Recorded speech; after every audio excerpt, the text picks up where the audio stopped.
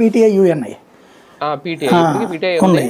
అదే ఇప్పుడు తర్వాత కాలంలో టీవీ ఛానళ్ళు వచ్చిన తర్వాత ఇన్ని ఛానళ్ళు పెరిగాక 2 న్యూస్ ఏజెన్సీలు ఎలక్ట్రానిక్ మీడియా, ఏఎన్ఐ ఒకటి, రాయిటర్స్ ఒకటి. అంతర్జాతీయ అయితే రాయిటర్స్ డిపెండ్ అవుతారు, నేషనల్ అయితే ఏఎన్ఐ దగ్గర డిపెండ్ అవుతారు. అందుకని ప్రధానమంత్రులు వెళ్ళేటప్పుడు కూడా వాళ్ళని పట్టుకుపోతారు అనమాట సహజంగా. ఇది ఒక ఫినామినా. అంటే వీళ్ళు వెళ్ళలేని ప్రాంతాలకు వాళ్ళు వెళ్తున్నారు, దానికి ఎంతని అమౌంట్ కట్టించుకుంటున్నారు. ఇది క్లియర్.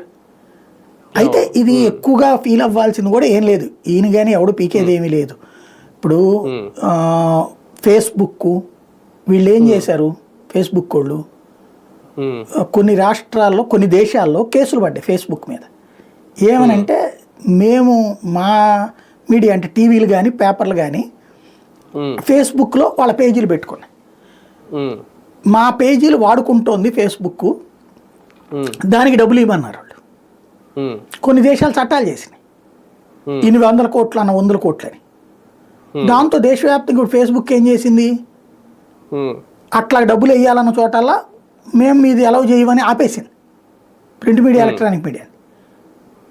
ఇప్పుడు ఎవరైనా ఏం చేస్తున్నారు, పేపర్లు మీరు అబ్జర్వ్ చేయండి, ఫేస్బుక్లో ఒక పోస్ట్ పెట్టి, పోస్ట్ అట్లా పెట్టకుండా మామూలు కామెంట్ లాగా పెట్టి, ఈవెన్ ఈనాడు కూడా వార్త ఏదో ఉంటుంది కదా అదొక